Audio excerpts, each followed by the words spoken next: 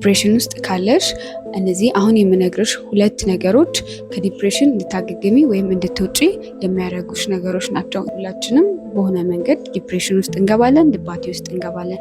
ነገር ግን የዲፕሬሽን ክፋቱና የሚያስጠላው ነገር ራሳችሁን አሳንሳችሁ እንድታዩ፣ ከሰዎች ተገልላችሁ የማይሆን ሀሳቦች እንድትይዙ ያደርጋቸዋል። እኔ ከዲፕሬሽን ቶሎ እንዳገግም ወይም እንደወጣ ከሚያደርገኝ ነገር አንዱና ዋነኛው ሃይ ኤክስፔክቴሽንን ቀነስኩኝ።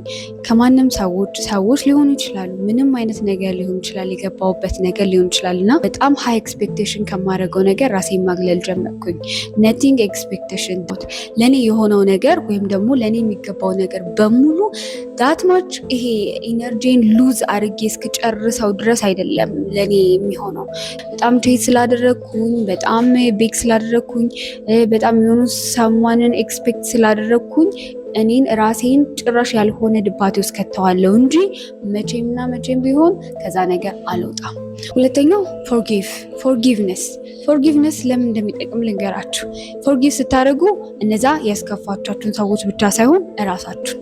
ምክንያቱም እስከ ዛሬ ድረስ ከማይሆን ነገር ውስጥ ራሳችሁን ላስገባችሁበት ይሄ እንድትከፉ ያለቀሳችሁበት ቀን ምናምን ብቻ አለ አይደለ? እናንተ ለራሳችሁ ልክ ነው ብላችሁ የምታስቡትን የሰጣችሁት ነገር ግን አሁን ላይ ዲፕሬሽን ድባቴ ውስጥ የከተታችሁን ነገር በሙሉ ይቅርታ አድርጉ። ቤተሰቦቻችሁ፣ ጓደኞቻችሁ፣ ማንም በህይወታችሁ ውስጥ ያለ ሰው ሊሆን ይችላል። በቻላችሁት አቅም እነዛን ሰዎች ይቅር ብላችሁ ሂል ለማድረግ ሞክሩ። ዳስት ሲምፕል ዌይ እኔ እንደወጣ የረዳኝ ነገር ማለት ነው። እስካሁን ድረስ አሁንም ድባቴ ስሜት ውስጥ ካላችሁ፣ የሚደብራችሁ ምናምን አይነት ነገር ከሆነ እባካችሁ ይህ ነገር ይገላችኋል። እነዚህ ሁለት ነገሮች ብቻ አድርጉ። ሂል አድርጉ፣ ፎርጊቭ አድርጉ። ከዛ በኋላ ይህ ሃይ ኤክስፔክቴሽናችሁን ቀንሱ ማለት ነው።